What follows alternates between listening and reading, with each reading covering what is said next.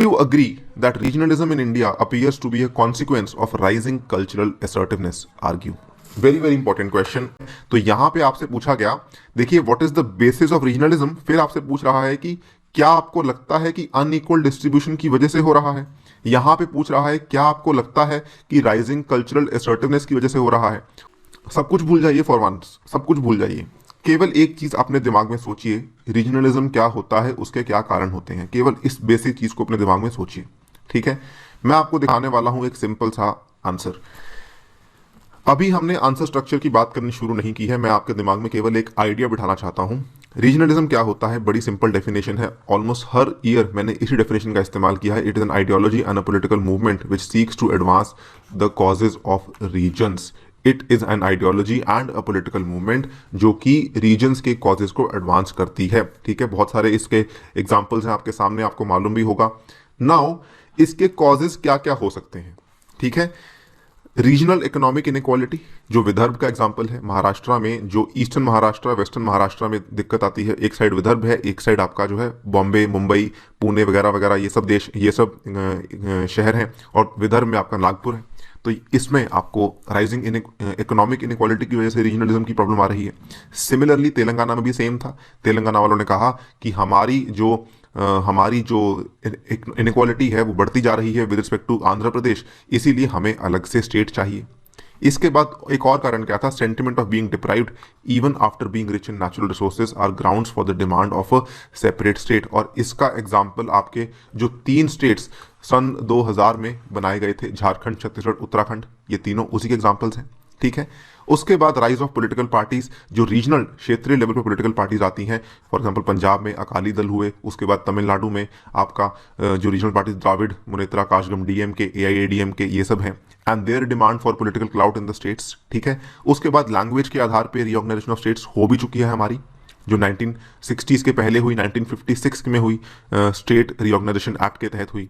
उसके बाद एथनिसिटी के बेस पे भी होती है, north east movement, Bodoland movement. उसके बाद आउटसाइडर्स के बेस पे भी होती है कि जी हाँ, आउटसाइडर्स हमारे प्रदेश में क्यों आ रहे हैं, जैसे महाराष्ट्र में हुआ, ठीक है। देन एडमिनिस्ट्रेटिव बेसिस पे भी होती है। Splitting large states into smaller chunks will improve administration by bringing power centres closer to the people. So कहने का मतलब क्या है कि the region can be political, right? Reason can be political, reason can be administrative, reason can be, इसके बाद अगर आप देखें, reason can be social, reason can be social, reason can be economic and economic, ये economic हो गए, ये social हो गए, ये ethnicity वाले reason भी हो सकते हैं। It can be cultural reason also। अब आप क्वेश्चन पे वापस जाइए। आप भूल जाइए कि आपने ये सब देखा, आप भूल जाइए आपने क्वेश्चन देखा। आप यूपीएससी के एग्जामिनर के माइंड को पढ़िए, वो क्या कर रहा है, आपके क्वेश्चन में 2 चीजें पूछता है। What is the basis of regionalism, ठीक है। उसके बाद पूछता है is it that unequal distribution is causing regionalism. वो क्या करता है, वो आपसे इन्हीं में से कोई एक टॉपिक उठा लेता है और बोलता है क्या आपको लगता है इसकी वजह से हो रहा है। अगली बार हो सकता है आपसे पूछ लेगा क्या आपको लगता है कि जो रीजनलिज्म भारत में है वो एथनिसिटी की वजह से हो रहा है, क्या आपको लगता है कि वो पॉलिटिकल पार्टीज की राइज की वजह से हो रहा है, क्या आपको लगता है कि वो जो है राइजिंग इकोनॉमिक इनइक्वालिटी की वजह से हो रहा है। तो कुछ नहीं करता एग्जामिनर, केवल इन्हीं कॉजेस के साथ खेलता रहता है। आपको तो अपने आंसर में यही बताना है कि जी हां इसकी वजह से हो रहा है, क्योंकि आप देख सकते हैं ये सारे कॉजेज हैं आपके सामने, बिल्कुल है कि नहीं है। हमने आपको सबके साथ एग्जाम्पल्स भी बताए हुए हैं कि इसमें क्यों हो रहा है, इसमें क्यों हो रहा है, इसमें कहां हो रहा है, ये भी आपको बताया गया है। सो बेसिकली आपने क्या करना है, पहले आपने डिफाइन कर दिया रीजनलिज्म को and then explain the correlation between rising cultural assertiveness and regionalism. ये आपकी मेन बॉडी बन जाएगी। जब आपने डिफाइन कर दिया, मैं आपसे एक्सपेक्ट नहीं कर रहा कि आप ये सब लिखेंगे, ये मैंने आपको केवल समझाने के लिए बताए हैं कॉजेज, कि क्वेश्चन कैसा भी आ जाए आप इस चीज को समझ लीजिए कि ये देखिए ये वाले कॉजेज हैं जिनके आधार पर आपको कोई भी आंसर का जवाब आप दे सकते हैं which has something to do with regionalism. UPSC का क्वेश्चन वहीं घूमता है, वहीं से आता है। ये आपके आंसर का पार्ट है।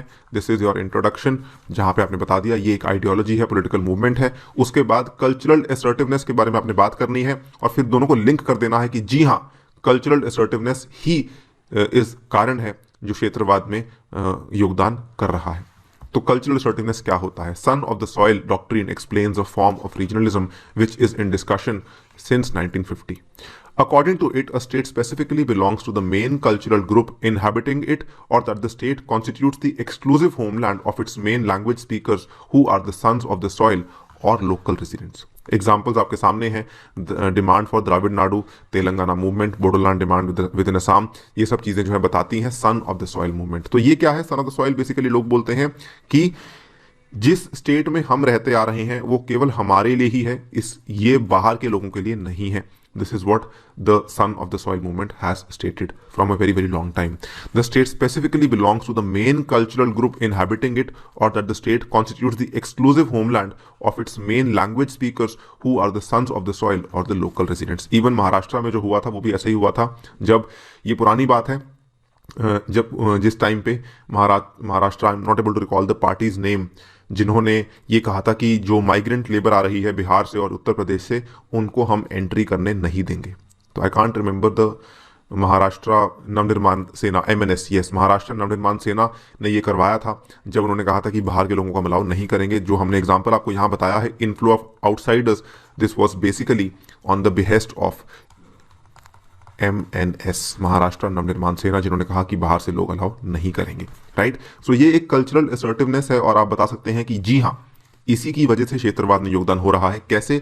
बिकॉज ये लोग क्या बोलते हैं कि जो बाहर से लोग आते हैं वहां से फिर आपका रोजगार को लेकर स्पर्धा बढ़ जाती है, politicisation of cultural issues by political parties, उसके बाद major involvement of native people to rising aspiration, then economy's failure to create enough employment opportunity.